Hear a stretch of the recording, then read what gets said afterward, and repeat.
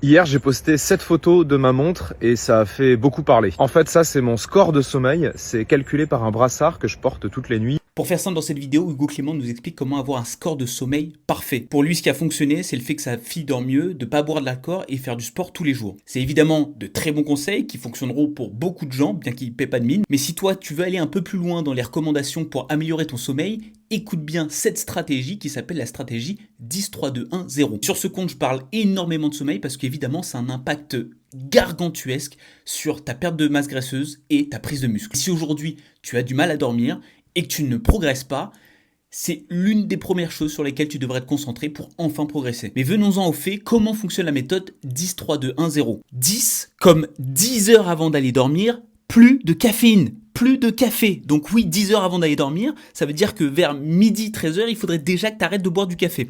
Oui, ça va être très dur pour certains. Oui, tu peux avoir l'impression que tu dors très bien même quand tu bois du café. Ça ne veut pas dire que ça n'a pas un impact sur ton sommeil. La caféine, même quand tu ne le sens pas, peut avoir un impact dramatique sur la qualité de ton sommeil. Alors arrête tout type de caféine 10 heures avant d'aller dormir. 3 heures avant d'aller dormir, ne mange plus, ne fais plus de sport et ne bois plus d'alcool. Donc 3 heures avant d'aller dormir, tu supprimes tout ça. La digestion, la hausse de l'adrénaline à cause du sport ou l'alcool, ça peut vraiment tuer ton sommeil. Moi, je sais, quand je reviens de soirée et que j'essaie de dormir alors que je suis bourré, je m'allonge sur mon lit et j'ai l'impression que je suis dans une fête foraine. C'est hallucinant.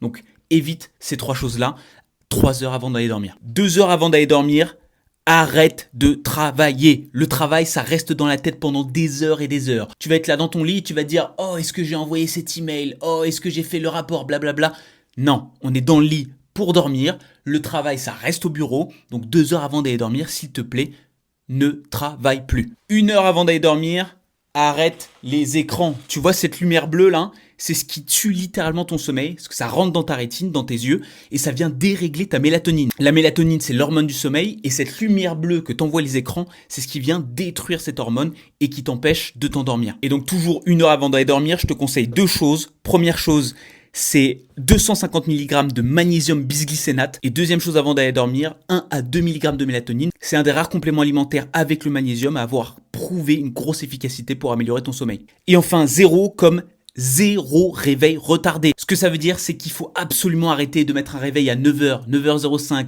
9h10. En plus de gonfler ta meuf, ça t'empêche d'avoir un bon sommeil. Pourquoi ? Parce que si tu veux améliorer ton sommeil, il faut être réglé comme une horloge, sans mauvais jeu de mots. Donc ça veut dire que tu te couches toujours à la même heure, dans l'idéal avant minuit, et tu te réveilles toujours à la même heure, oui, même le week-end. Et si tu veux plus de conseils pour devenir athlétique, je t'invite à t'abonner à mon compte parce que je poste tous les jours du contenu pour t'aider à atteindre ton objectif.